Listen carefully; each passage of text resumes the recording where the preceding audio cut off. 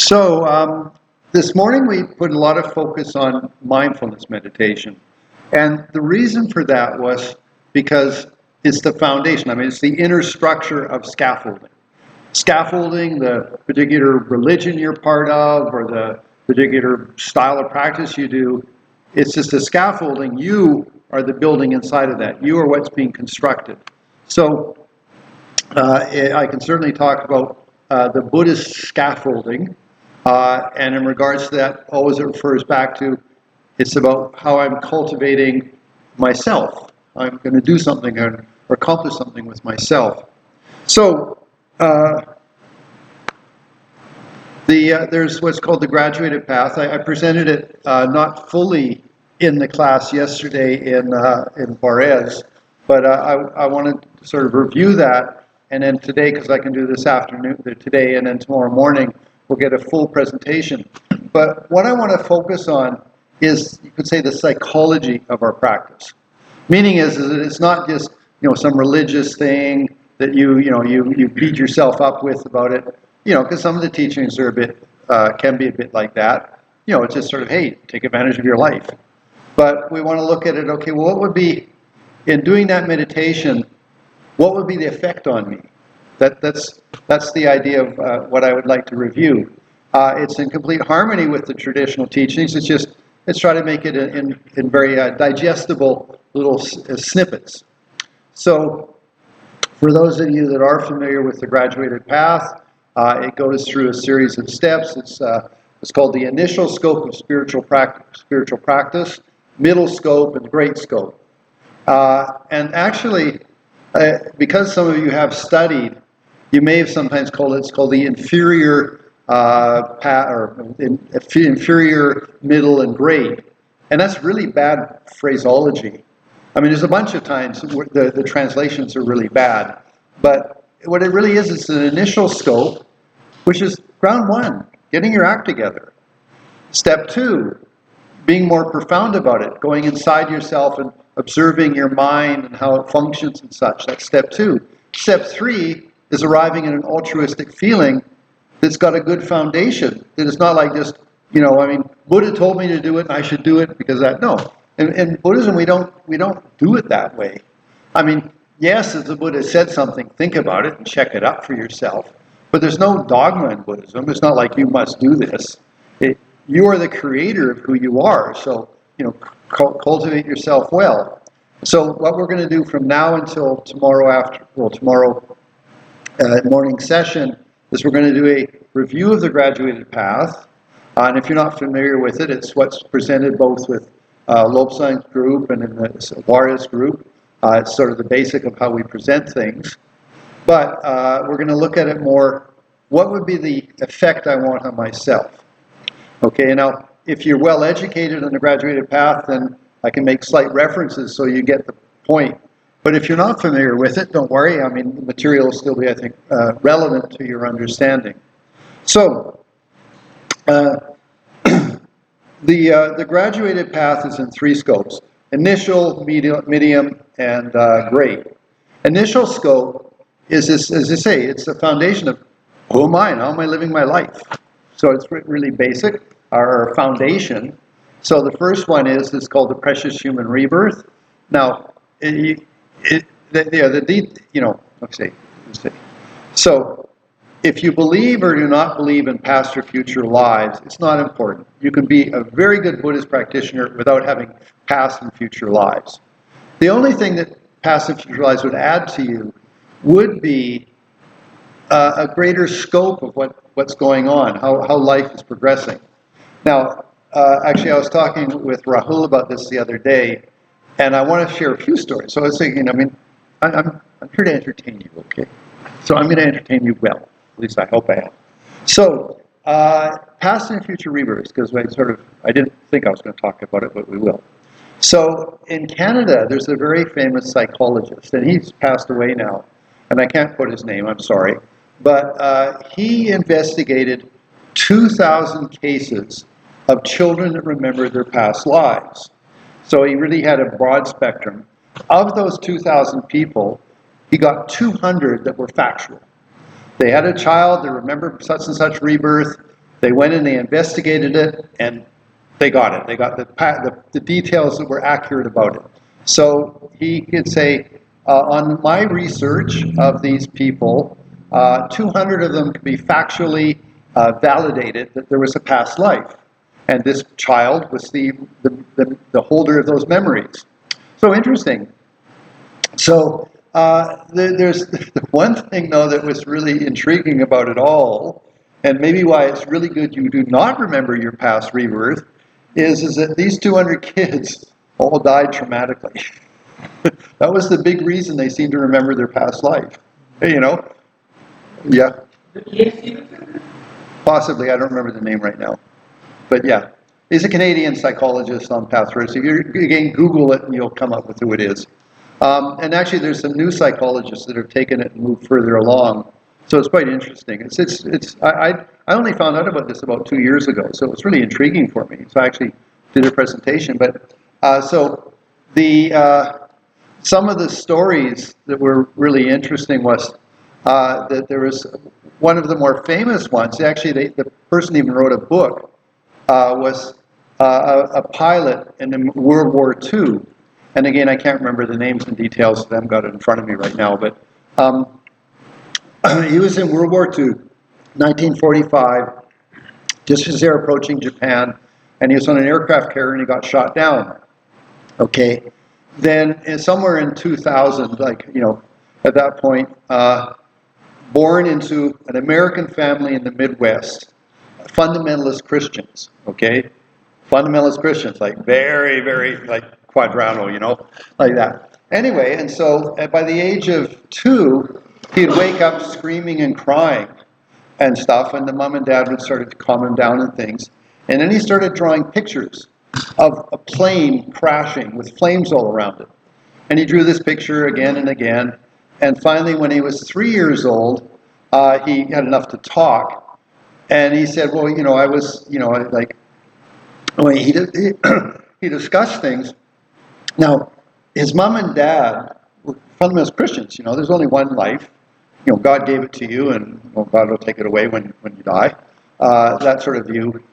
So suddenly this little 3-year-old boy is saying, well, I was on he managed to, find pictures, and, I was on an aircraft carrier. He even got the name of the aircraft carrier and a few other details. So the dad said, okay, look, my kid's doing this. I don't know what the heck's going on. So he did some research. Sure enough, there's this aircraft carrier. One. And then this is, I guess, in 2000. So there were still some of those sailors that were alive. And they were having a reunion. And so the dad said, well, okay, I'm Christian, but I'm going to go check this out. So he went to the reunion, and he had some names that his son had remembered. And so he didn't say, oh, my son remembers blah, blah, blah. He just went up and he said, is your name Harry? I said, oh, yeah, Harry. He said, do you remember a person so-and-so? He said, oh, yeah, he was a nice guy. He got shot down, though. Okay, and he went around, and sure enough, there was enough people that validated that his 3-year-old son was talking about a reality. So it really sort of shook him up.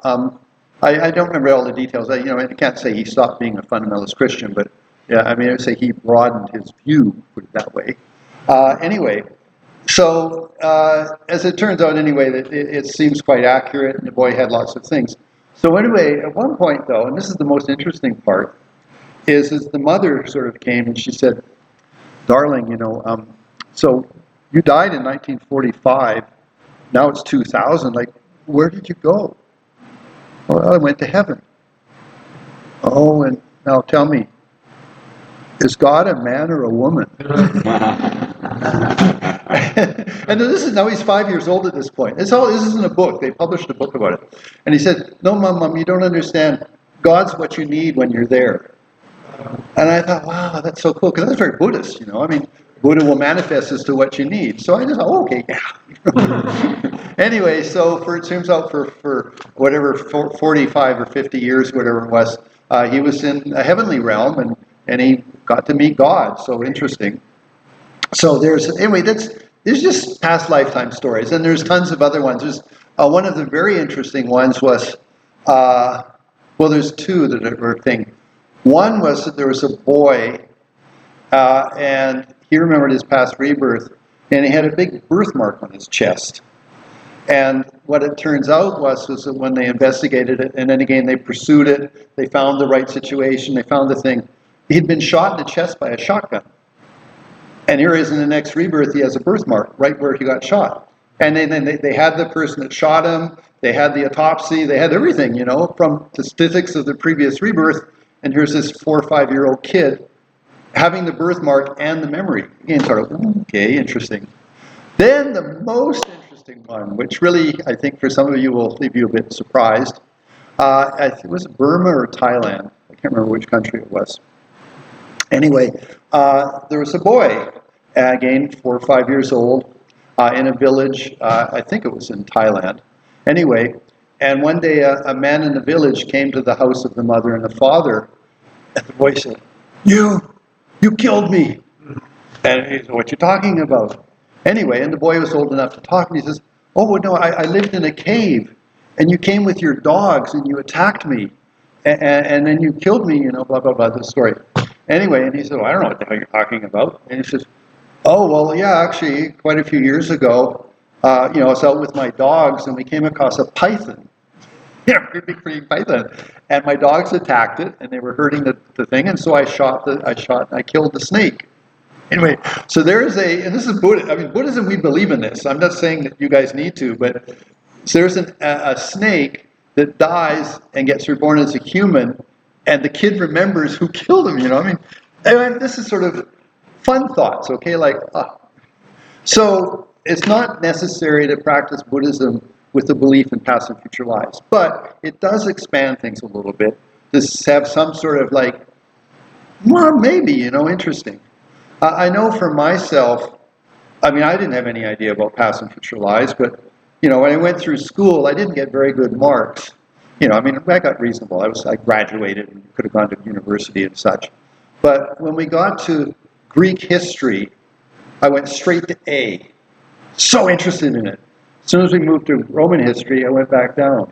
And I didn't have any memory like thing, but I thought, well, that's intriguing, you know. Now, I've never really gone to Greece and sort of investigated it, but I thought, well, maybe a past life. And so amongst you, maybe you have a keen interest in Japan or something, or China, or, I don't know, Native Americans. I mean, who knows, you know, it's all sorts of interesting possibilities. So it's just food for thought, just to maybe expand our horizons a little bit. Maybe we did have past lives. But as I was saying, it's not a necessity in Buddhism. The philosophy works quite well without having to have that facet of it. Certainly, we can say how you acted 5 or 10 years ago is affecting how you're looking and seeing things now. So just expand it. How you lived your previous life could have some implications on how you're feeling and experiencing things as rebirth. It's a possibility, yeah? So anyway, that's off topic, but sort of intriguing stuff to think about. Now, let's talk about graduated path to enlightenment again. Perfect human rebirth. That's what started this whole little thing. So perfect human rebirth, if you look at the traditional presentation, it's called the 10 endowments. There's 5 personal and 5 to the environment. Then there's called the 8 freedoms. Then there's the possibilities of it, the limitations of it. There's a whole set of meditations that they can do. But the bottom line is that you want to arrive at this position where you say, whoa, I've got opportunity. You know, like, I mean, because so often we think, oh, you know, I'm in El Paso, there's no lamas here, you know, it's nothing thing, I can't do anything with myself. You can think that way, isn't it? But instead of that, this meditation, which is one of the first meditations in initial scope, is, no, you've got a good rebirth. You're, you know, reasonably healthy. You've got a mind. You know, nowadays we've got internet, and we can Zoom all sorts of different things. I mean, you could say thank you to COVID that we have this incredible access to teachers now, and there's books to read. You know, for example, when I got ordained in 1971, there was no translations of anything. If I wanted to study Tibetan Buddhism, I had to learn the language. You know, there were a few translators out there, and they did a good job and gave us the basic tidbits. But I had to sit down and learn the language and everything. Now, you can go Google, or, you know, was it Kindle or Amazon or whatever, and you got tons of books. You know, like when I was in Germany for 7 years, I learned German, but it's a related language. And then I got here and I speak Spanish and I understood some French and Italian. But the leap to Tibet, that seems like an impossible jump. Well, remember I was 20, and actually in high school I almost failed French, so I didn't have much interest in learning a foreign language. But no, it's you're exposed to it. You're living. I mean, I was living in their environment with the refugees, so it's like you being in Germany. You pick it up, and then slowly you learn how it is, and it's very much like Spanish. It's a phonetic-based language. I mean, you syllables. So when you're going to say a word, it's syllable based completely. It's not like in English where it doesn't have to have anything to do with the syllables. And it's actually a very philosophical language. I mean, Tibetan, up to about the 7th century or 6th century or something like that. I mean, I can't quote dates properly, so forgive me. But the king of Tibet at that time decided he wanted to officialize the language. And so they brought in Kashmiri scholars from India who had Sanskrit, and they turned that into the Tibetan language, like the base. So the Tibetan language is Tibetan, but the basis of it is Sanskrit. And then at the same time, they were really into Buddhism. So all of the words that they created for the Tibetan language and for Buddhism were all philosophically perfect. For example, Buddha doesn't mean much to us. I mean, Buddha means something like intelligent, maybe Bud, if you know Sanskrit a little bit. But the Tibetan word is Sangye. Sang is I've purified all sorts of delusions and problems. Gye is I've expanded all my qualities. So when you say Buddha in a Tibetan language, purified or cleaned up or fixed all the problems, expanded all virtues and qualities. And in Nejum, which is, I talked about it again in Juarez, renunciation is not the accurate translation of a spiritually determined life. Renunciation is Christian, and as I explained, I've renounced cigarettes and alcohol. Well, I'm talking about the past, aren't I? The actual Tibetan word is Nechung. I'm going somewhere. So it's not about looking back. It's ne is place, jung is to go forward. So from this place I'm going forward is the actual Tibetan word. Okay, so I like to call it spiritual determination. It's not like I'm looking back, I renounced that. Oh yeah, I renounced that. No, I'm going somewhere with myself. Now, maybe I did give up alcohol and cigarettes, but that wasn't the motivation. The motivation, I'm going somewhere. See, so the language, sorry, we're getting off topic a teeny bit, but it's fun. But the Tibetan language is very, very interesting. But as we translate it into English, and there's still a lot of work to be done on good translations, it'll come up slowly because we're intelligent and we're well educated. I remember my Tibetan Lama Geshe Darge, when we were like in our early 20s, there's like 30 or 40 of us hippies, in the classroom with this Tibetan Lama. He would say things like, it's very hard for you guys to understand the voidness. It would be really hard for you guys. And at that point, we all said, oh yeah, that must be true. But what he didn't understand is that we all had at least 12 years of education, let alone college and university, and with a diversity of subjects and such like that. The average Tibetan, for him, because he came out in 1950 with the Chinese invasion, no public schools. Maybe your aunt or uncle helped you learn the language so you could read. You could then chant some prayers. That's it, sorry, there was no public school system. Now, the monks and the nuns in the monasteries got educated. They had philosophy, dialectics, and things like that, which is very much, of course, Buddhism, sort of like how you're phrasing something, the impact it has on the individual, the impact it has on your mind. That's where the dialectics is all about. It's proper phraseology so that what you say is in harmony with reality. It's actually a really interesting subject to study. So later on I came to realize he didn't know his audience. So actually voidness isn't that hard, but you have to use the right words. It's the emptiness of self-existence. Things are not independently, isolatedly self-existent. They are interdependently existent. And we all know it. We understand that. It doesn't take 10 seconds to get that.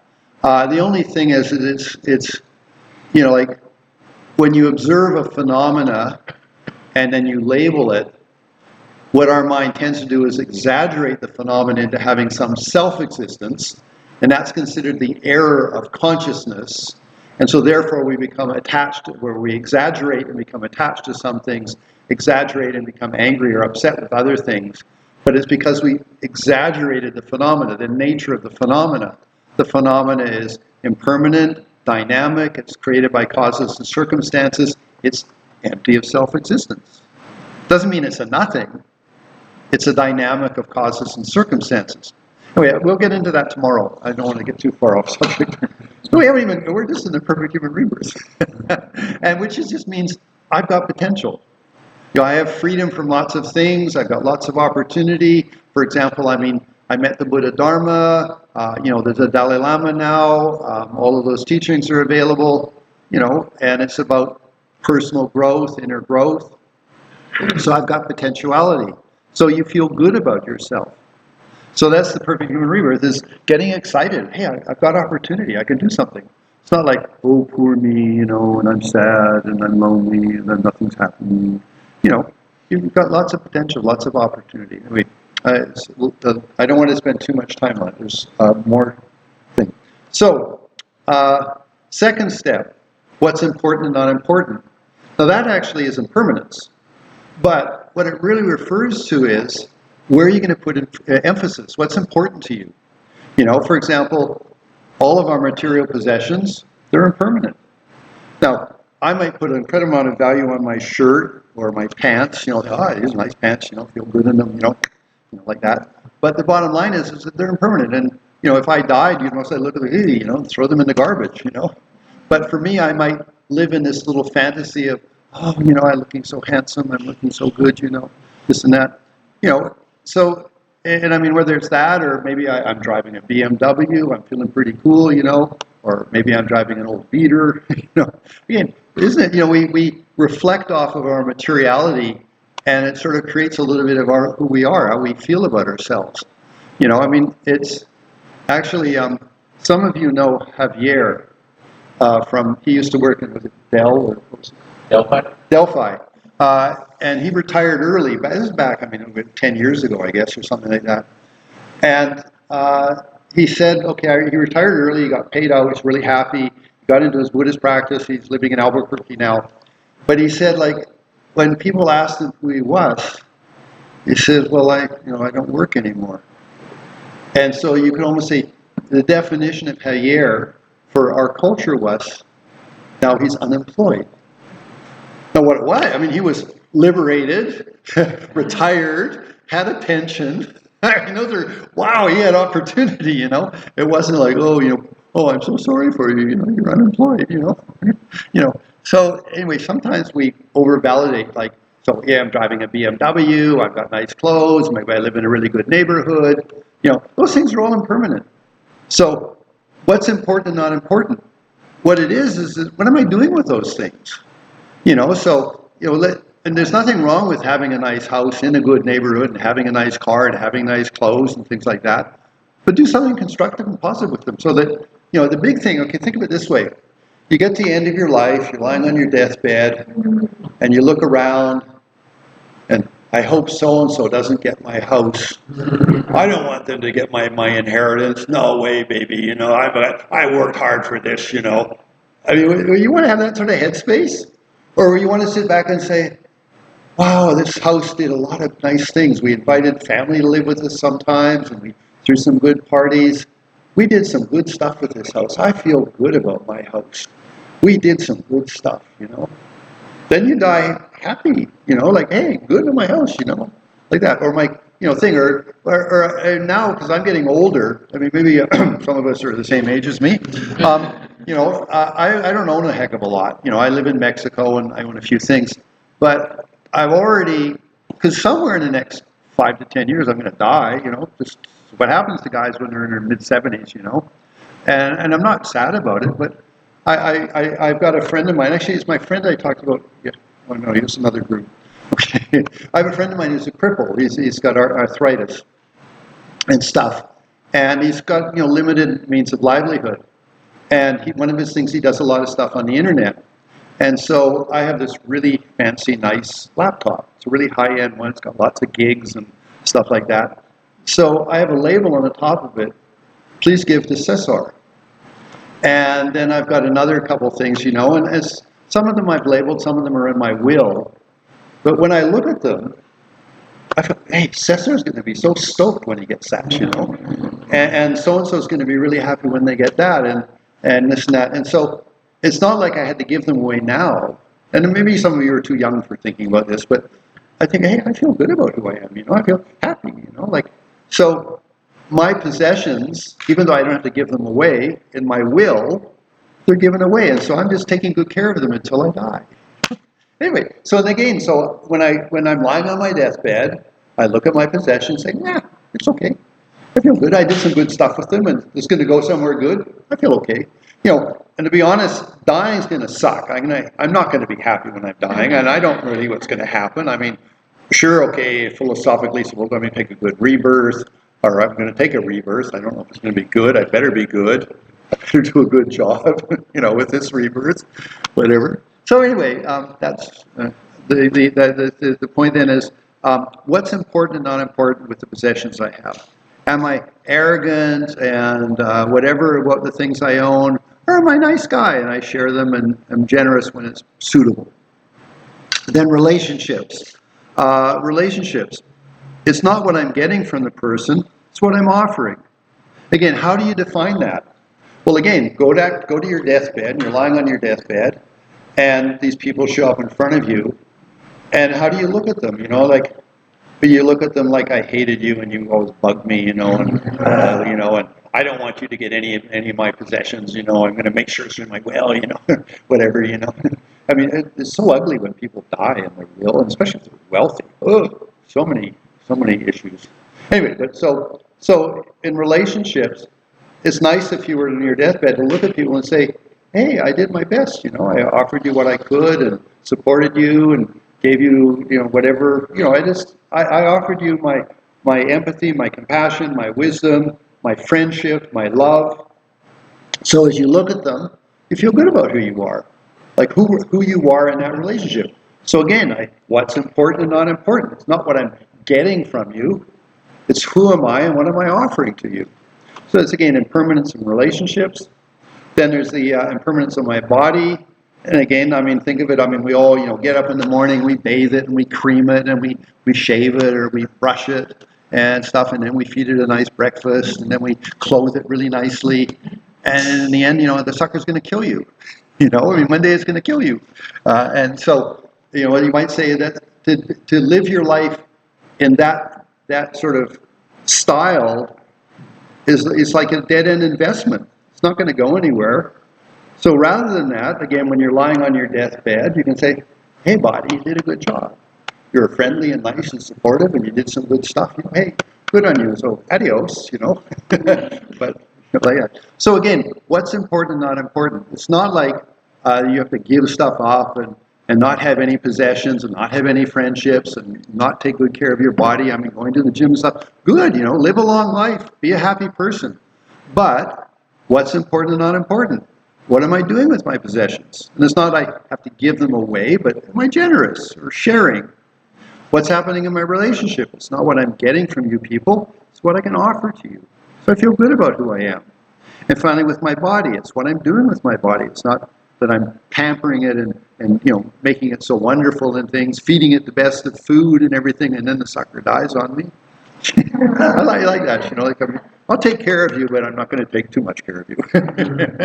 Anyway, so that's the second step in the graduated path. Any questions? I'm rambling, but This, I know, I've been covering for 23 years. And I was chasing a ruined life in jail and given the opportunity to go into recovery or go to jail. They gave me 1 minute, but I took recovery. And almost everybody in AA says the same thing, and I'm hearing what you're saying is gratitude. This life turned out. it's, so much gratitude that Buddhism came into my life when I got into Buddhism. It's that feeling of gratitude and that's what spiritual life. yeah, I mean, I agree. I like the word appreciation just for choices of words. Because gratitude is sort of like, I'm grateful. Appreciation is, yes, I'm appreciative, but there's a little bit more emphasis on that person. Like, I really appreciate AA. I really appreciate the people that helped me attain what I did and gave me the teachings and stuff. So it is gratitude, but it's a little more expressive if the word is appreciation. It's just a personal choice. But yeah, I mean, so I appreciate a lot of people in my life. Anyway, so that's, you guys still with me? I mean, I'm sorry. I'm rambling, but okay. It's sort of, try to make it interesting. So that's what's important and not important. And it's, what am I doing with my possessions? Is it just for my arrogance? I live in a good neighborhood and drive a good car. Or am I doing something nice with it as much as is suitable? I mean, not give everything away. What am I doing to my friend?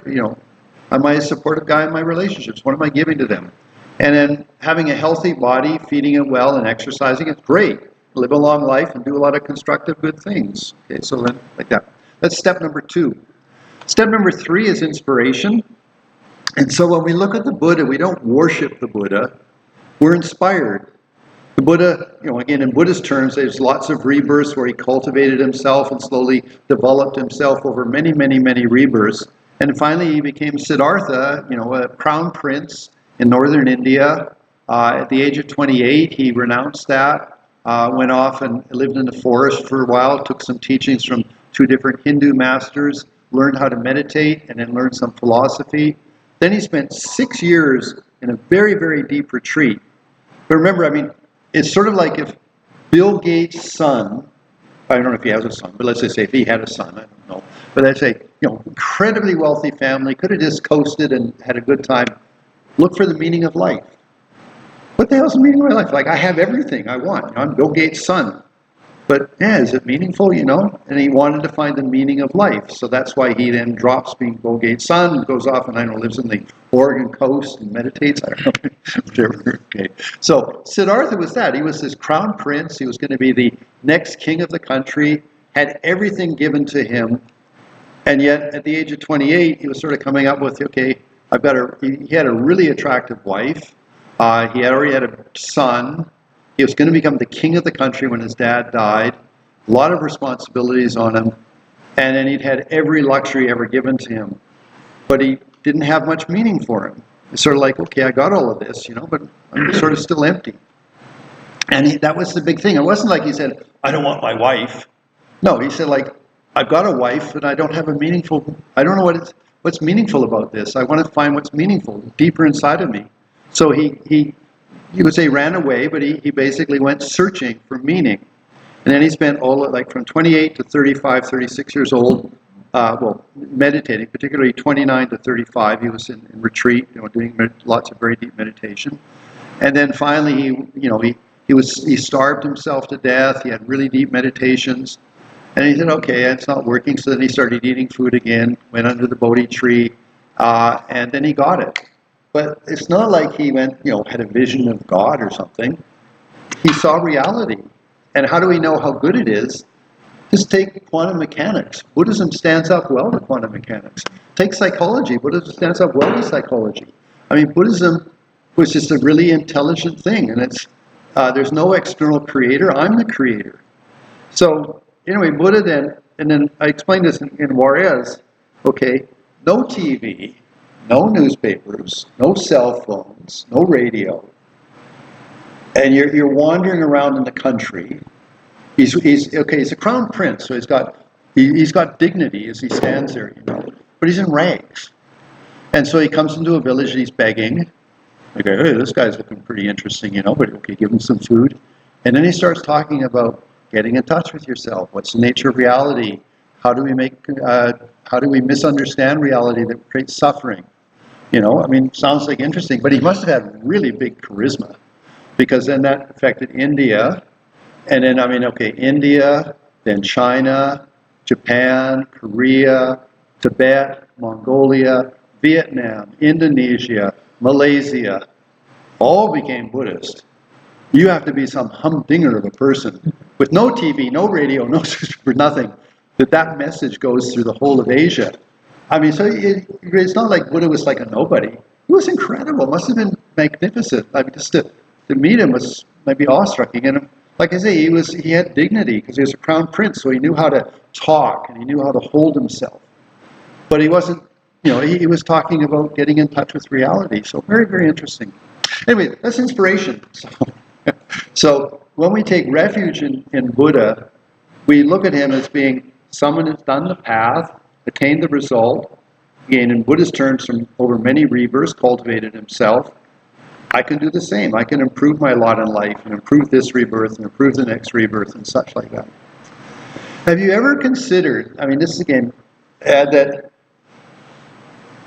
if there is a future rebirth, okay, so that means there's potentially a past rebirth. So in Buddhist terms, things are karma, which is actually the next topic that we talk about. But karma means there's a continuity of something, okay? So the continuity of something is that the person that lived the previous rebirth for you, if they were fairly generous, means you're going to have prosperity. If they were fairly ethical, they'll be a good person, they'll be a human, they'll have good qualities about themselves and stuff like that. If they were patient, then they'll have again certain qualities. So if things are pretty good for you, then you can say a little bit, well, in one part, thank you to the past life, because hey, I've got money when I need it. I'm reasonably healthy. This is the karmic continuity of the previous rebirth. So if you follow on that, then the next person, just like you now, is not going to know your name, that you're a man or a woman, that you lived in El Paso. Nothing.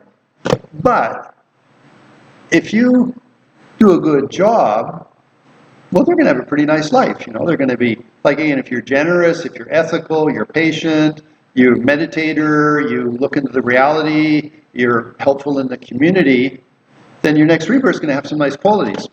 Or, for example, let's just say, and this is a joke, but let's say you're divorced and you never really resolved the issues with your ex, then that means you have some karma with that person. And so that means it's quite possible you'll meet them in the next rebirth again. Would you want that? Anyway, so on the other side of the fence, though, let's just say, you are divorced and you've had a lot of lousy relationships and stuff, and you don't do much about it. Well, then the next person in line, because they got your karma, and they're not going to know you, but they're not going to have very good relationships because there's never anything done to improve the situation. Whereas if you say, okay, I'm going to try to work with my ex, or at least be peaceful and forgive her, him, and such. So you try to just be a nice person to offer the best you can. Then that means the next person in line is going to have the opportunity to have better relationships. So I like to think of it as how I live this life is my Christmas presents for the next rebirth. Because they won't know me, but if they have successful relationships, hey, that would be a nice present to them, isn't it? And if they're reasonably wealthy or prosperous and stuff, things go well, hey, they'd like that, and there's my presents, So again, the next one's not going to know me unless they become a Buddhist, and then they won't know me personally, but they say, oh, hey, I've got a good scene. Last person must have done a good job. Thank you very much. Gratitude or appreciation. Beautiful concepts, radiance, it just feels unconceivable to me. Hunger, illness, death, especially in children. Yeah. I just can't believe there were terrible people. Yeah, I get you. I get you. I understand intellectually past lives and how everything is cause and effect, and when the circumstances are right, those seeds will ripen. I just can't embrace the idea when I see so much pain and suffering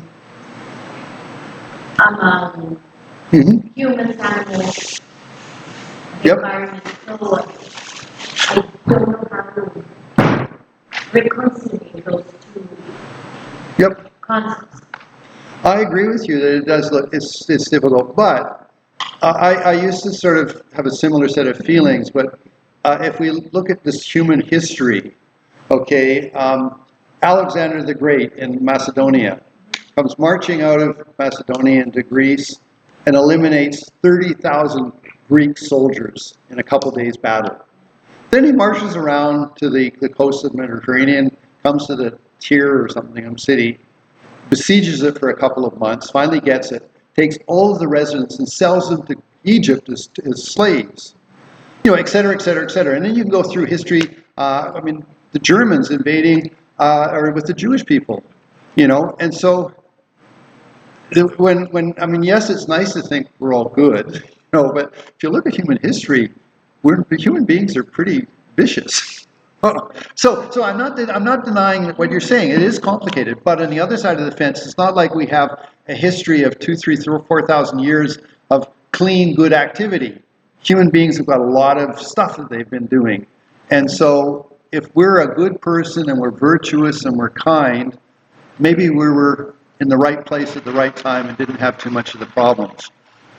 But I can't answer you. You have to think about it yourself. But for me, that helped me a little bit to say, okay, there's some pretty horrible things that happen in this world. It's not like it's brand new. It's been happening for the last 3,000 years.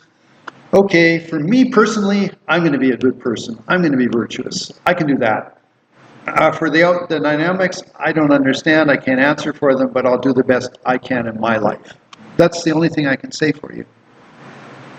And as for children, yeah, it'd be nice to think if they're born with a clean slate, one thing to take into consideration just in regards to this, and again, I can't answer you 100%, absolutely not. But we magnetize, like if we look at rebirth, we magnetize ourselves by the way we live right now. So that's why being authentic and being generous. I'll give you a funny example. Let's say I have 2 Coca-Colas. And you want a Coca-Cola? That's sort of generosity, but it's only because I've got another one for me. Whereas if I see he's really thirsty, and I say, well, you want my Coca-Cola? That's real generosity because I saw a need and I responded. So compared to there's generosity even if you have double or triple the thing, it's not a problem. But if you see a need and you respond, that's generosity, that's authentic generosity because you saw a need and you responded. So that means you're authentic. Ethics. Ethics in Buddhism isn't a dictate from the Buddha. The ethics is, if you don't want to be killed, don't kill. If you don't want to be stolen, don't steal. If you don't want to have your partner commit adultery on you, don't commit adultery. If you don't want to be abusive, don't be abused, don't be abusive. If you don't want to be slandered, then don't slander. It's like, if you don't want it done to you, don't do it to others, is ethics in Buddhism, okay? So if you are authentic in not causing harm to others, I don't want anybody to suffer or things is the best as I can possibly do, then you're authentic. Rather than, I shouldn't kill, I shouldn't steal. I'll give you a funny one though. Let's say you work for a big company, okay? And, there's a lot of pens there, they belong to the company. Well, I'll just take one.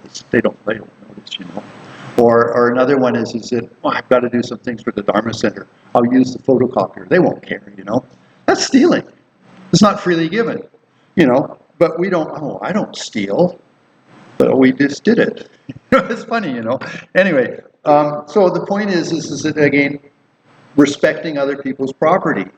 If you're authentic in that, then you're creating the causes for good ethics and principles about your life. So you magnetize yourself by being authentic. Not because the Buddha told you to, but because you have empathy, compassion, wisdom, understanding. So you magnetize yourself. So when you die, and this is Buddha's point of view, is that you will be attracted to a similar set of parents. So that's why it's very important to be authentic in who we are, because we could take a good rebirth. I think about it now that, okay, I'm living in Mexico. If I die, I'm most likely going to be reborn in Mexico. I hope it's a reasonably good Catholic family with maybe some Buddhist leanings. You know what I mean? But I can't control that. I don't have that ability in my life. But hey, I'm going to try to be virtuous and ethical and compassionate. And that will magnetize me that when I'm in the bardo flittering around, I won't be attracted to a narco family or a violent family. I'll be attracted to a nice family. At least that's my hope, you know. Like, so I'm just sharing this karma, which is actually what's the next subject in the graduated path. So I got a good rebirth. I know what's important and not important. I'm inspired, and I'm going to be mindful of my karma, how I'm creating myself. Okay? Yeah. Regarding when you're talking about karma and also what she was mentioning right now, I guess this is what some insight I don't know what you say is that I come from a very Christian and Catholic background, and now as I'm older, I start to think a lot about the concept of evil and good, and I actually think I have a good grasp about it. I think, well, based on religion and Christian religion and Catholic religion, you're bad, you're good, or you do good things, or you do bad things. And now, more aware, I explore more of the consciousness, I realize that I don't think there's a difference in being good and being evil or being good. And I think I find it beautiful that there's a choice whether I think you can be both at the same time. I think that you have this duality and also that karmic recognition. And I sort of know what do you think about that? Okay, that's a good question. Thank you. And because we're in karma now, we're in that step. So remember, we're covering the graduated path to enlightenment. So in Buddhism, there's no evil people. Now, there's people that are really negative and do really horrible things, but in the Buddhist point of view, they're just let's say unskillful with their life. So in Buddhism, everybody has the potential of becoming enlightened. Everybody has the potential to become different, to improve themselves. You know, if they make the decisions, it's in their hands. So even if you took like Adolf Hitler, who was, you know, did horrible things and had this horrible philosophy, in Buddhist terms, he isn't evil. Yes, he's unbelievably negative and he caused a hell of a lot of suffering in the world. But on the other side of the fence, he just had a bad understanding. He was unskillful about his life, from the Buddhist point of view. I remember there's a story with Bob Thurman. Bob Thurman's a quite famous Buddhist philosopher, and he lives in Los Angeles or New York at Columbia University. He does workshops, and he was in Florida doing a workshop, and he presented this idea that all sentient beings, humans and animals and insects, have the potential of becoming enlightened. They have Buddha nature. They don't have a mark against their soul. They have the possibility of enlightenment because their Buddha nature is innately pure. It's just they never accessed it. They misunderstood themselves, and then they acted as attachment and aversion, etc. Okay, so our main flaw is a misunderstanding of ourself in a deep way, a deep nature. So anyway, he presented that, and the way that then all sentient beings could become enlightened. And one of the audience was Jewish. He says, "I don't accept that. Hitler was horrible. I wanted to, you know, I hope he dies, you know, like this and that." Anyway, and he stormed out of the class with Bob Thurman. It was a retreat, yeah. Stormed out of the class, you know, and he drove back up towards New York, I guess. Anyway, this is a true story. So when he gets up to Atlanta and he phones back to Bob Thurman, he says, "I can't accept this. It's just horrible. Hitler's bad." You know, and he gets a little bit further north, maybe, I don't know, somewhere Columbia or something like that. You know, and he phones up, yeah, you know, just like this. Anyway, and then a few days later, he came back to the retreat and he says, "Well, I hope if Hitler did take a rebirth, at least I never meet him." You know, so anyway, I mean, this is a silly story, but I mean, I agree with you. I mean, I live in Mexico where some pretty horrible atrocities happen. And it's sad. And at one point, I even got a little angry, and I thought, well, it'd be wonderful if I could just sort of knock off a few of these narcos that do these really horrible things. You know, I feel like good, it's their karma, you know. And actually, so anyway, and having those thoughts, then I'm just as violent as them in one way. You know, what's the benefit? And the thing is, it's not like that they are inherently evil. It's just they've got a really bad understanding. It's about money and maybe social standing, and maybe they were abused and a whole bunch of stuff, you know. So in one way, they're the object of compassion in the sense that they've had a maybe really lousy karma ripen. They've got a really bad attitude about life that they can kill and steal and, you know, I mean, how you say, extort money and stuff like that. Horrible stuff, you know. So, you know, it's a little bit hard on, I mean, I have to be honest, like it's hard. But, I mean, they if they met the right circumstances. So I think about for myself, if I could some way be charismatic enough and influential enough that I could turn their minds, they could turn their minds. Like actually Milarepa, a famous Buddhist saint, killed 34 people before he went off into Buddhism. But he was really stressed about the fact that he killed 34 people. I did it with some magic and stuff like that, they say. But he still killed 34 people. So he had big reason to meditate and stuff. So anyway, my point is simply this, is that in Buddhism, even very, very horrible people that are completely horrible, psychopathic, sociopath, or whatever, whether, I don't know, it's their karma, maybe a hormonal imbalance, or whatever, they're not inherently evil. They're just doing they're like I like to use, unskillful with their life choices. If they made better choices, they could maybe go in a better way. That's my only answer for you. And the bottom line is that if we met somebody like that, not in an aggressive way, maybe we could persuade them to be a more beneficial person. So, not that we need to go out and befriend narcos, but the thing is, at least if you have some reason to chat with them, maybe you can put them in a better direction. Anyway. Okay. Yeah. When you're talking about that particular Buddhist personality, I'm thinking redemption. People have done terrible things and then they engage Buddhist life. Is there a sense of redemption? Well, in Buddhism, we wouldn't say that. Because, you'd have to really look into the word. In Buddhism, we talk about purification. So it's more about that he carried a really heavy weight of karma, having killed 34. Marpa worked on him very hard. That was his guru, to purify that karma from ripening. So he was put through quite a few hardships.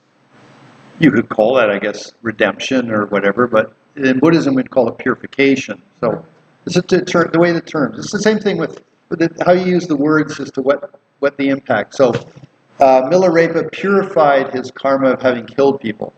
You could also say, though, he was really motivated. Like he killed 34 people and he needed to clean up that karma, so he had a big reason why he practiced so hard. Interesting.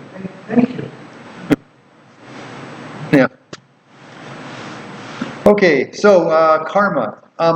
If you do study karma in the Buddhist path, it's really interesting because dynamics of myself, my motivation, the person I'm interacting with, and let's say the power of the activity with them, the activity I'm doing. So there's a lot of dynamics in that. For example, let's say there's a really good person in El Paso who's doing really good things for people. He's a high karmic object. So if you help him, the karma is really quite powerful because he's doing a lot. He's accomplishing a lot. Or if you were to harm him, that's quite heavy karma because then you've limited the things that he was doing that could have created good things in El Paso. So that's the object. Subjectively, what's my motivation? Was it sort of like, I want things good for me, so I'm going to do some good karma? That's a bit sort of polluted, sincerity and authenticity, or sincerity and empathy, and being generous or kind. So subjectively, how am I motivating? And we cultivate ourselves. It's like if you took teachings on karma, you start to understand how to work with yourself, being intelligent, how to have good motivation. One of the biggest things with motivation is empathy. If you can understand another person a little bit, you'll have more authentic activity with that person, compared to this sort of like looking at them as a tool for your karmic accumulation. Rather cold. So karma is interesting. I recommend studying it. There's lots of things. And then finally, purification, which is brought up, is like, how do you purify something? And in Buddhism, again, it's interesting that if you, let's say, have some negative karma, okay? So, maybe when I was a teenager, I stole a bunch of stuff and I couldn't give a damn because I was a teenager and, hey, the person was stupid enough to leave it available for me, whatever. So maybe I have that sort of karma, so I stole something. Or maybe, when I was younger, I had a gun and I used to shoot animals because, hey, I'm a human being and they're just an animal, and then later I became a Buddhist and went, ooh, that would have hurt, I feel bad about that.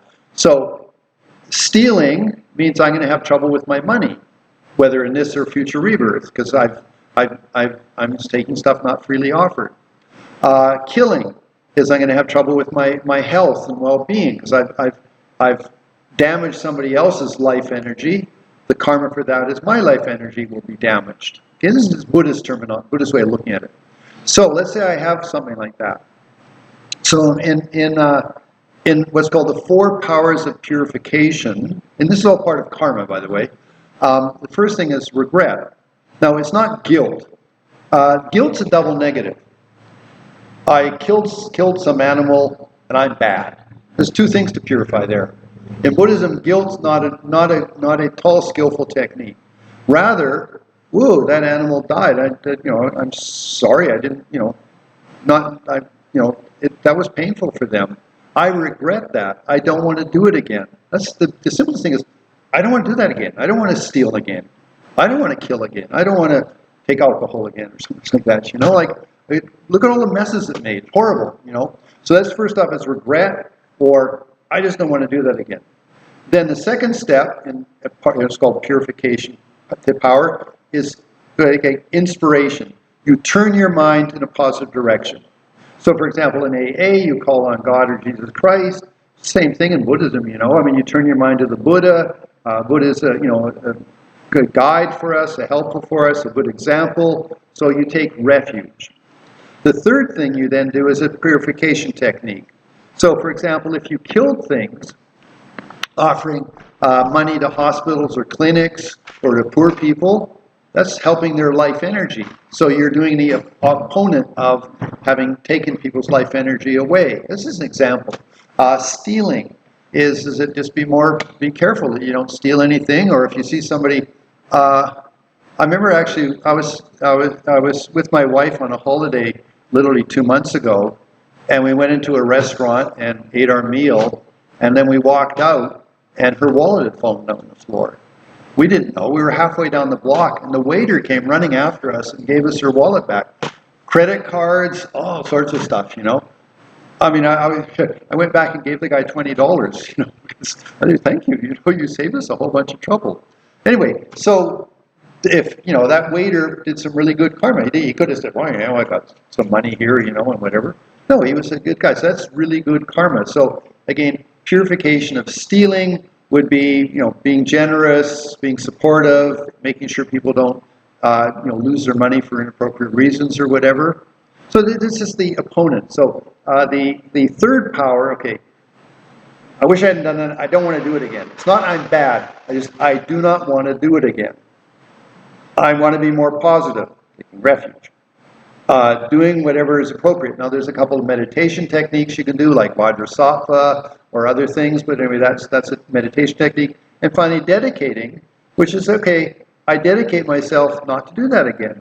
Whether it's for 1 day or 1 week or 1 year, I will not kill, steal, or lie or whatever. Okay? So that's the karma. Okay, how to deal with karma. Was that just the 4 powers? Yeah, it's the 4 point powers. Yeah, so I shared this in El Paso, in Juarez, and I'll share it again. So there's only one guy I know that was in El Paso. Anyway, so I got, I moved to Mexico in 2004, and I've been divorced, sad situation, but anyway, so I moved to Mexico, and my wife of now, we've been together 20 years. We started to date and things, so we got in a relationship. In 2006, I asked her to marry me, and she looked at me and she said, we can be serious boyfriend and girlfriend, okay? Okay. Anyway, and finally in 2012, we got married. It was good. I was divorced, so she was smart. She said, clean up your stuff from the previous relationship. So anyway, they got married. And then, well, this is the way it went. Is then I had heart failure. One of my valves shut down, so I actually had to go back to Canada and have open heart surgery. So we couldn't live together. I was in Canada with the healthcare system and stuff. Finally, in 2015, I guess, we started living together. Okay, so I've been married previous life 18 years, and this thing, I know all about marriages, according to my belief. Anyway, so we're married, and she's Mexican. She has a different headspace about stuff. And so I walk in the kitchen. Did you wash your hands? What are you talking about? I'm a clean guy. I'm a Canadian, I said, yes. I washed them 3 hours ago. Well, you don't need to know that. But yes, I washed my hands. I just lied. You know what I mean? But the point, I didn't think about it. I just thought, what a stupid frigging question, I mean, damn it, of course my hands are clean. Anyway, but then as time passed, and you wash your hands? Yes. When?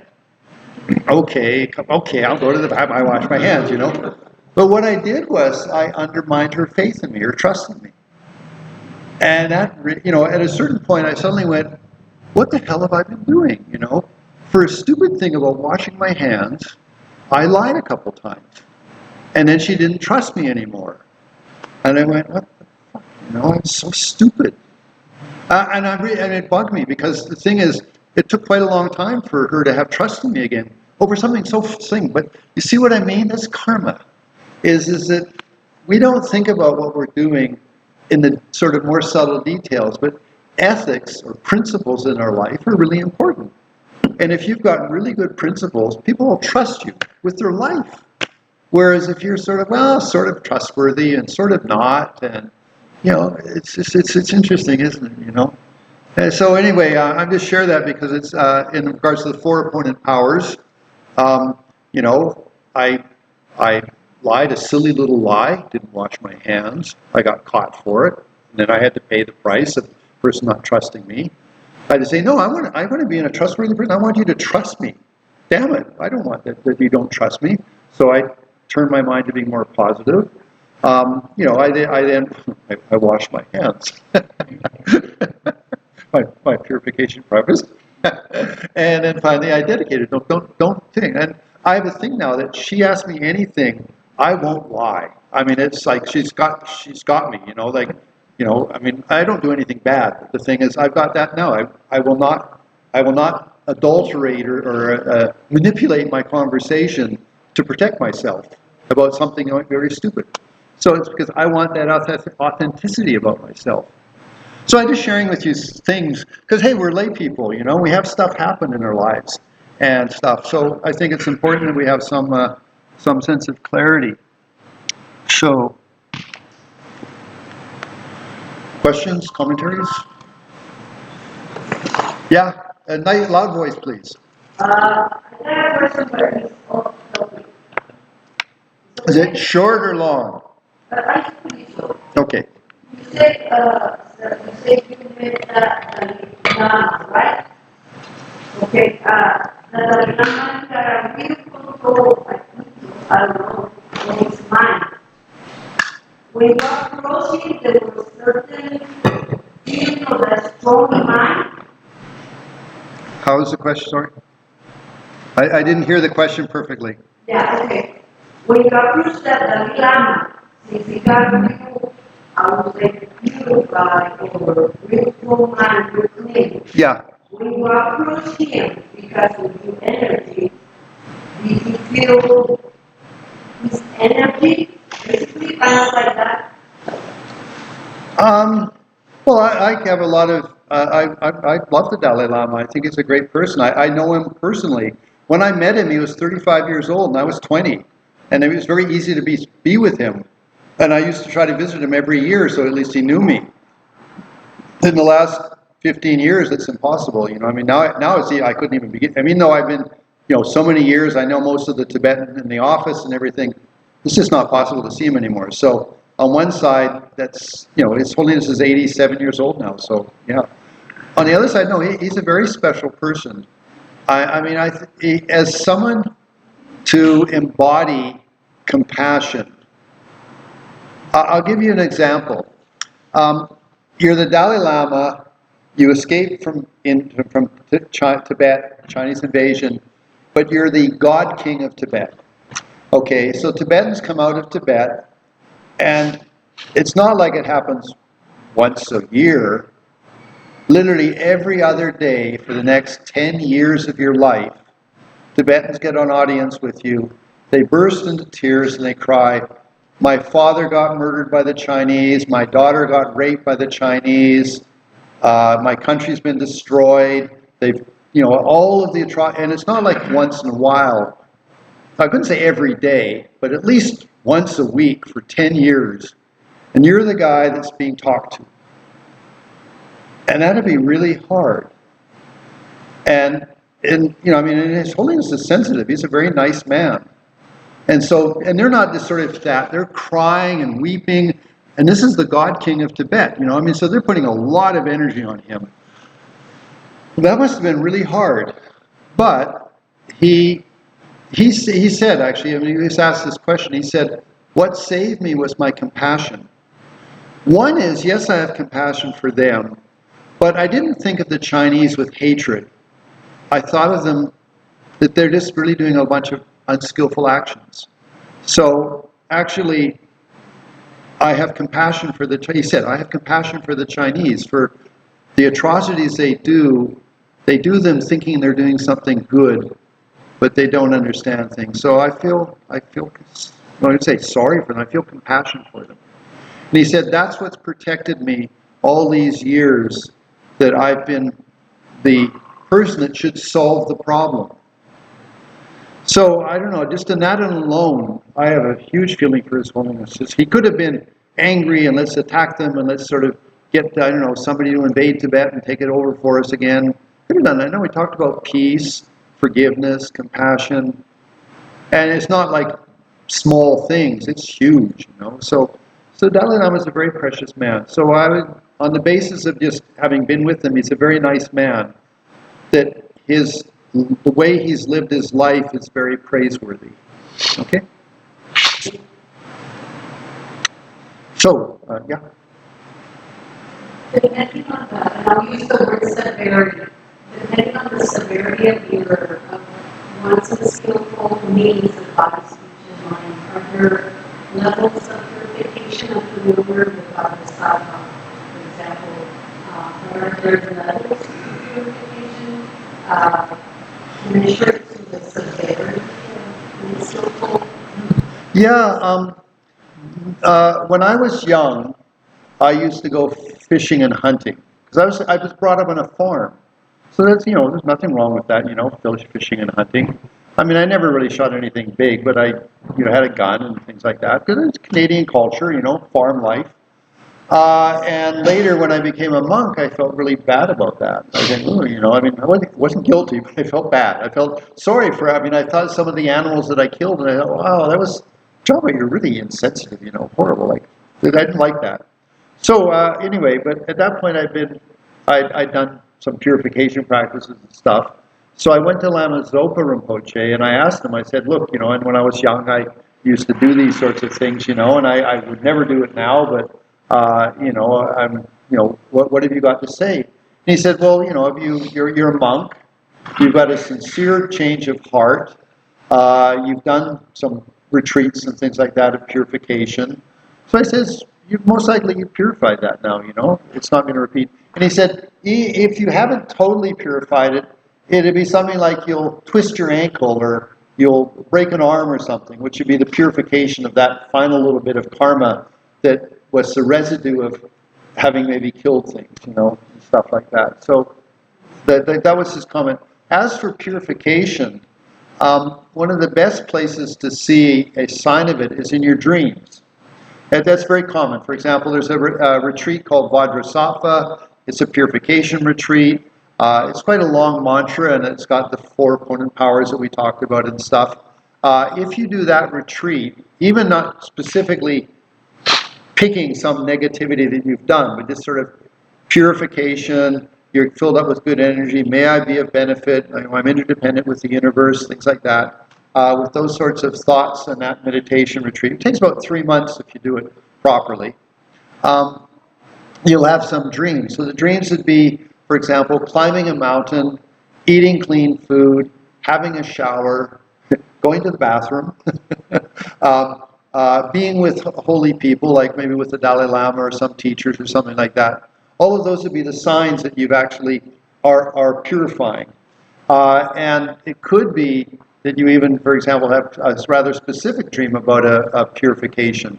I had one student that had a very bad relationship with his ex, and he was very sad about the whole thing, so he did a lot of purification just over his side of what was in the relationship. And then he finally had a dream of being with his ex and the Dalai Lama, and the three of them were being very friendly. And he took that as a sign that he'd finally resolved the issues with his ex. So those are signs of purification. Okay. Yeah. Exposing myself would be a sign of purification. How you better use the person. Let me think.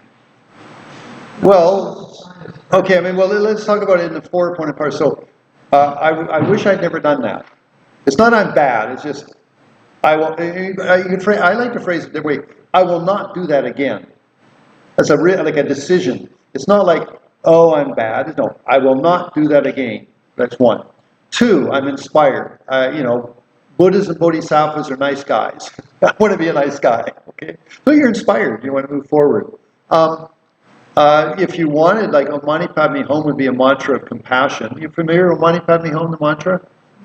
Oh, yes. Okay, well then that would be, you could recite Om Mani Padme Hum, and what you would do is you'd bring to mind the people that you've had trouble with or done something with, and you feel that they're happy. And so you do the mantra and you visualize them being happy, free of that suffering. Now, I have a bit more commentary on this thing, okay, so that. And then finally you dedicate and you say, okay, I'll never abuse again. It was painful. I didn't understand. They didn't understand. I won't want to do that again. So there you have the 4 powers. Now, in regards to relationships and past relationships, I mean, if you have a chance to say to that person, I'm sorry, that would be okay. That would be good. If they'll hear you. Now, some people don't want to hear you say that because maybe, you did something like divorce. Some divorces are really bad. And the ex just won't talk to you. There's just, the door's shut. There's no closure in the relationship. So in doing purification about relationships that maybe we've done something bad or inappropriate or whatever, abusive, whatever, is if we have the opportunity to say, I'm sorry about that, that would be good, but it's not a necessity. What is a necessity is that from our side, if we ever met that person, we would forgive them from our side. So it's very important to understand that from my side, I would never do that again. And again, with the sincerity of heart, you might have, for example, a dream with them where you're friendly, maybe drinking a beer together or something. Well, not you, sorry. Having a Coca-Cola. Okay. But that would be a sign of that there's purification because in your dream life, you're being friendly again. Okay? So those would be the signs of that. But the big one would just be, that was painful what I did to those people.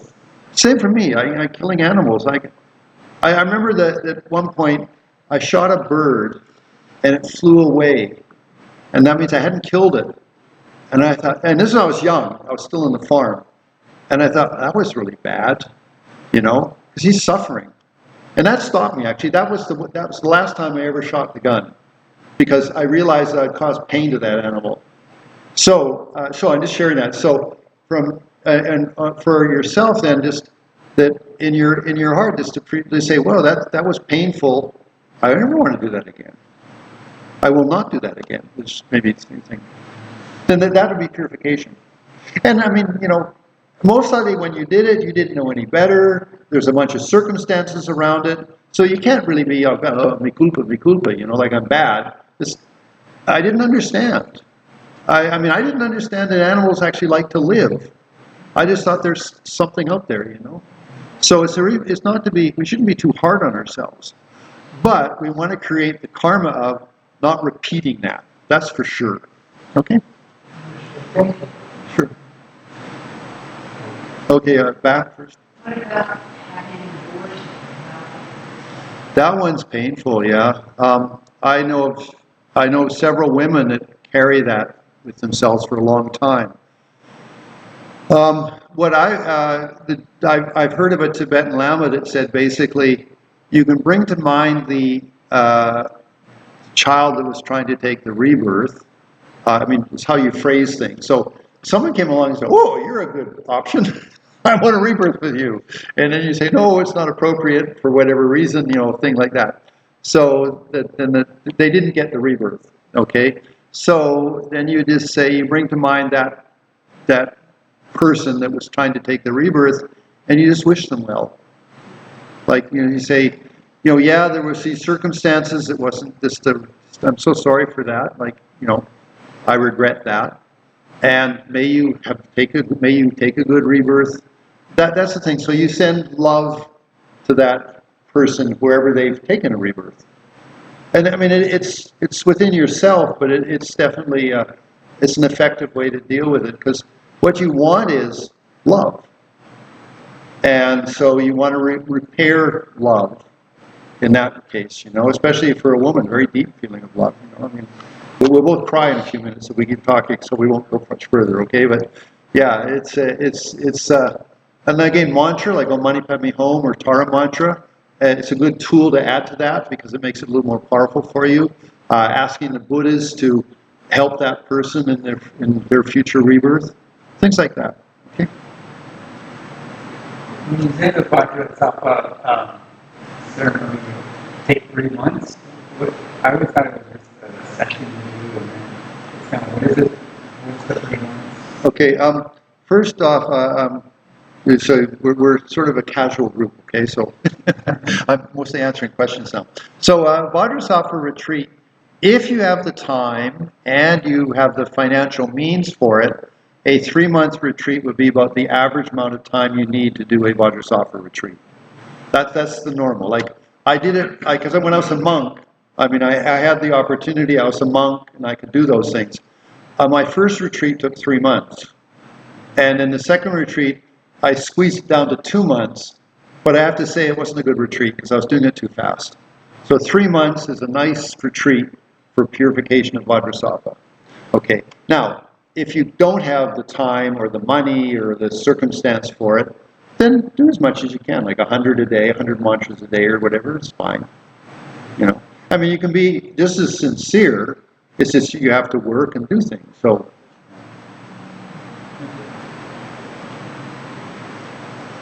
okay. Yeah. You're mentioning past lives and A little louder, please. yes, it's really important to be aware of your past lives. I want to know if there's a way to connect to your past lives rather bring awareness right now. Is there a way? Well, okay. The question is about past lives, and I don't know. You need to bring the past life to this rebirth, but if you look at the way you're acting, and you're young, so the thing is, you've got certain tendencies and stuff, and maybe some of them aren't so good. Then you say, well, I guess the guy in the previous rebirth or whoever it wasn't very good in that area. I want to be better. That's going to affect that. Well, I mean, what that person did in the past life is finished, for them. But the thing is, you're experiencing the effect. You can change that. That's what you want to focus on. I can change who I am, how I do things. So maybe in my past rebirth, I was a pretty aggressive businessman, and I wheeled and dealed, and I cheated on people and took advantage of people. Okay, in this rebirth, I don't want to do that. Although it can happen, maybe I can, pay a little money here, or I can do that, or I can manipulate the situation. No, I'm going to have integrity about who I am. So that purifies the previous lifetime karma. So I wouldn't be too worried about previous lifetime person. I would be more conscious of what do I have in me that I can improve? What do I have in me that I need to maybe tidy up a bit? That would be that's going to affect the past rebirth, okay? Good? Okay, so let's meditate. I got you through lunch. I often think the session from 2:30 to 3:30 is like you're going to fall asleep if I had us meditate. So no, we didn't do that. So we're just going to do like 10 minutes or so. So take a comfortable posture. Again, you might have your own meditation technique. I'll just give you one that's quite practical. Take one big breath. to let it out. Your body's fairly comfortable. As you feel more physically settled, shift your attention to your natural breathing in the area of your chest. Of course, motivation's important. Hey, I'd like to be a little more enlightened in my life. I'd also like to offer a better relationship to the people in my lives. That's why I'm meditating.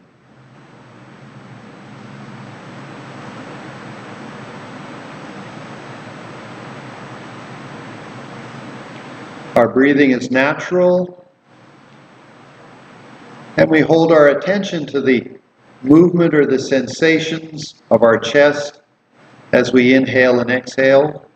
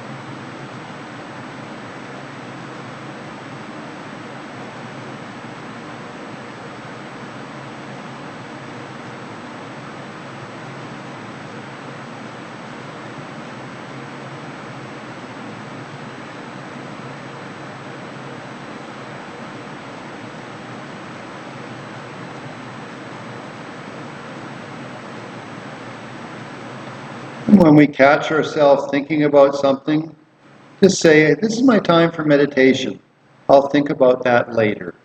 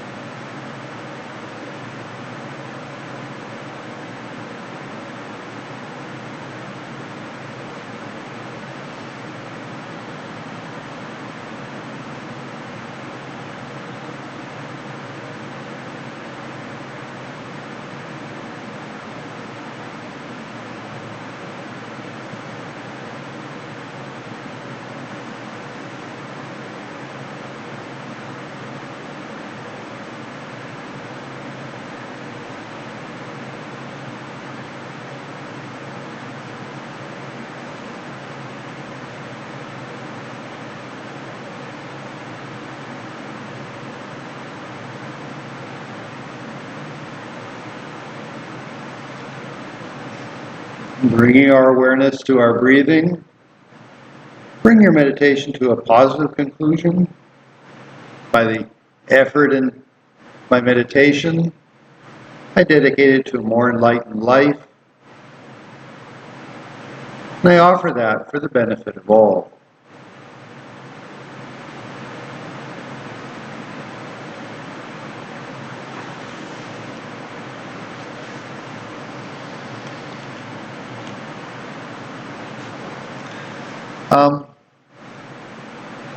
I just want to say that in regards to some of the questions, I'm giving you the answer that I understand. There are other teachers in Buddhism who might say things differently, so I'm certainly not saying I've got the best answer, but if it helps you a little bit, then that's nice. I'm happy for that. At this point now, although it's been rather informal, we did cover precious human rebirth, impermanence, refuge, and karma. Now, what's really nice is that you've got a Dharma group here with, one of those senior moments where you can't remember her name, Hilda. Helga. I don't know, you get that? Something so I want to talk to you. And your name goes. Anyway, so in regards to we covered those 4 points. What's nice is you have a Dharma center. My point being is that the Dharma center is where you can take lots of teachings, fill up your sort of library of Buddhist studies and such. To that, add to that your daily meditation and things, and it's a very nice path. I mean, it's a path of wisdom and compassion, which I don't ever think of myself as being an overly religious person, but when I met Buddhism, I became a monk for 14 years. I mean, that was, if somebody had asked me that when I was 18, I would have laughed at them. But just had to meet the right person, and then I want to be a monk. I want to practice really deeply. So, in regards to this, then, we covered the first initial scope of spiritual practice. We will tomorrow move into the middle and great scope of spiritual practice with some meditation. I think it'll be interesting. Again, I'm trying to present this in a little bit more psychological terms, in the sense that the teachings can be very elaborate, very extensive, but it's important to take it and to make it sort of work for you. Lama Yeshe, one of my teachers, always said it. He said, make Buddhism your own. I mean, yes, the Buddha gave great teachings, but how do you find that? How do you want to apply that in your own life? There's no dogma in Buddhism. I mean, there can be some teachers that are dogmatic, no doubt about that in Buddhism. But bottom line is that you need to look at the teachings and see what seems to work for you and apply it, even for things that you don't totally believe in. At least think about them a little bit. Maybe they have some validity or not, as you wish. I mean, just a simple example is, in strict Buddhism, the world's flat. In the middle is Mount Meru with the sun and moon going around it. Well, obviously that's not very accurate, but I can promise you that there are, at least when I was younger and with the Tibetans, that there are some Tibetans that totally believe the world was flat because the Buddha said so. And so at one point, there was a discussion with the Dalai Lama about this, and the Dalai Lama laughed. He said, yeah, okay, well, the Buddha was talking to Indian culture 2,500 years ago, and the world was flat, according to that culture. He says, actually, in the Tantras, and especially the Kala Chakra Tantra, the Buddha talked about the world being round. So it depends on the audience. So even in Buddhism, we can take many of the teachings of Buddhism, and if you look at them in the filter of cultural context, maybe they're appropriate, maybe they're not so appropriate for now. Okay, so again, Buddha was intelligent. He said, check out what I've said. If it works for you, go for it. And if it doesn't, it's okay. It's not like, it's not the gospel, Okay. Anyway, so on that note, if there's any final chit-chats or anything, if not, we'll meet tomorrow. And we have, tomorrow in the morning, we'll do the session again, middle and great scope of spiritual practice, and then in the afternoon we'll do Tara practice, Tara initiation, and you will have the opportunity to, well, if you're already a Buddhist, you don't take refuge again, but you can sort of refresh your refuge. If you wanted to take refuge for the first time, it would be possible. There will also be the Bodhisattva vow, which is, hey, I'd like to be a benefit in this world around me. That's the second thing we'll do. And then with the actually introduction of Tara, and you'll be given the cell phone number of Tara. That's the point, sort of like give you an idea. Like, so every day you can phone up Tara a little bit, and like I say, one day she might answer and blow your socks off. Okay, so that's for the end of today. Tomorrow I couldn't join. Oh, okay. Yeah. Thank you, sir. Very good. Okay. I know traditionally Tibetan lamas don't hug, but I do. So. Yeah. Thank you for that. Thank you very much. Oh. They will be here tomorrow, so please make it an opportunity. For those of you who are returning tomorrow, thank you for being here, and tomorrow we'll gather at 7 o'clock. Okay, so 10 o'clock tomorrow, guys. I mean, we have. If you want another cookie or cake, please go for it. No, so they're collecting karma, so you got to eat them, then you'll get the karma. Okay, thank you very much. It's actually 4:10. It's a little early, but it's been a long afternoon, long day. So great. I hope to see you tomorrow. Take big care, big hugs. Thank you. Thank you.